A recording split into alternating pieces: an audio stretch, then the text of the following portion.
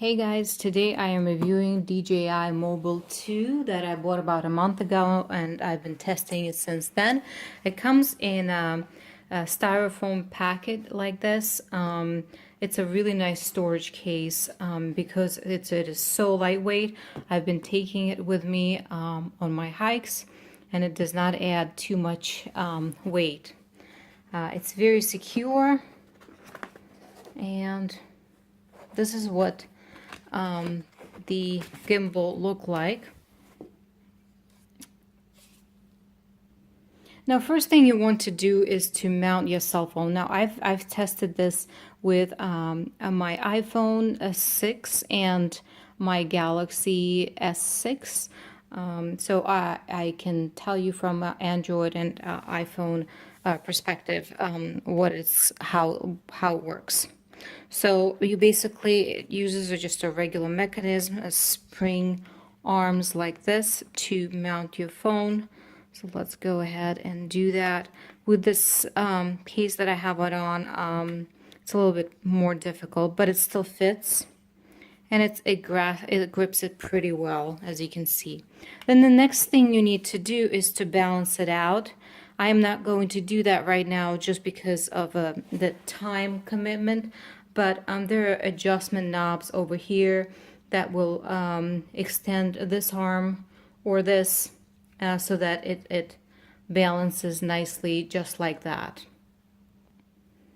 Now the next thing we're going to do, we're going to turn the gimbal on, and to do that you just press this button and hold. And as you can see, the gimbal is on and it's already balances the phone out. Can you see that? There you go. So it has a couple of things that you could use. It has two modes. One mode is where you basically show the gimbal where you want to point, and it slowly shifts position just like that to prevent any kind of roughness. Another mode is where the gimbal is focused on one spot, and you just, to switch modes, you press this button once, and you can see no matter how I position the gimbal, it still stays centered on that object, whatever the object is. And again, if I press this button one more time, it changes and it now follows my movements. Another way to move the phone around is by using this joystick. And basically what you do is this way and the other way, up and down also. Very convenient. And let's say you are kind of already messed up, it's pointing some weird direction, you don't know what to do with it. You just press this button twice and it realigns itself to a center position. Very convenient. There's another function of zooming in and out, and this little thing controls that, and it also does it pretty smoothly. Now, the battery life of this device, I believe it's claimed to be 15 hours, but only if it is balanced properly. With this phone, it took me quite a while to balance it properly, but do take the time, otherwise you're wasting batteries. Now, if you're having a hard time and you just don't have the time, like what I just did today, then it will use more battery, but the motor will compensate for imperfections. So to start recording, you just press this button over here, and this button will be also used if you want to take a picture. Now let's take a look at the app.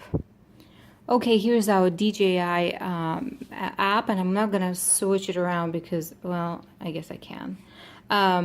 So basically, you can see the little dots over here, and you switch from one device to another. I kind of got confused in the beginning because it basically starts here, and you can select your drone, but I didn't realize that to switch to a to Osmo Mobile, you have to choose this. So yeah, I'm gonna select Mobile 2, connect your device,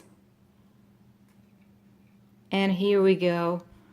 we are connected. Now here on the app, I'm not sure if you can see it, but it shows percentage charge of my phone, which is 38% right now, and gimbal is 92.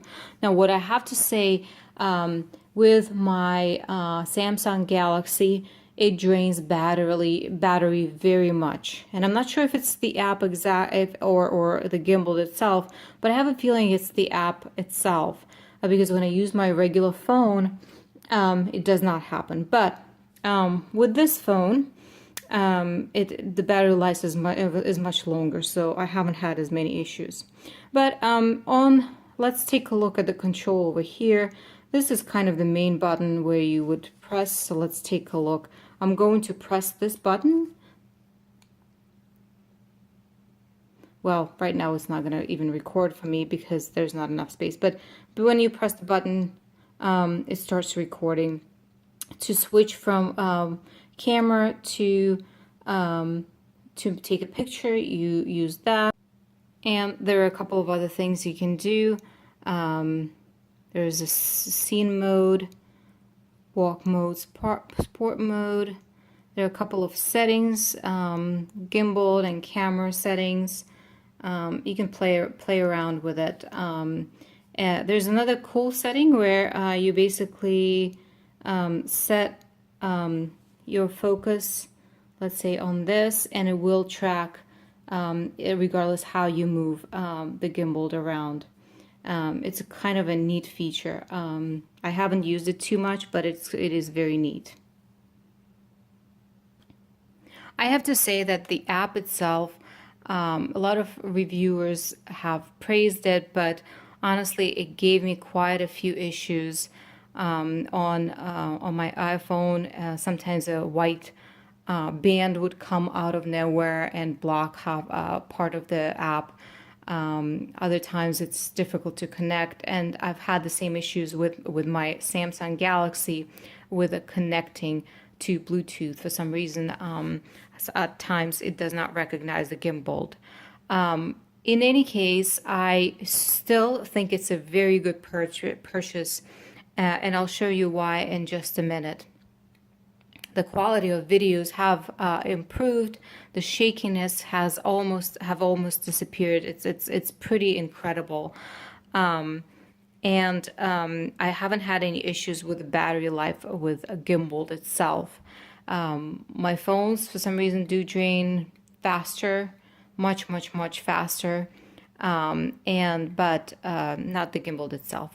One other thing I would like to note is when I use my Samsung Galaxy, and when it's completely properly aligned, I've had an issue, and the video I'll show you has that issue where it somehow, the lens is aligned in the way that this portion blocks it, and it's basically comes out as some kind of interference on the right side. Not a great thing. You can't, well, Kitty is not happy about that either.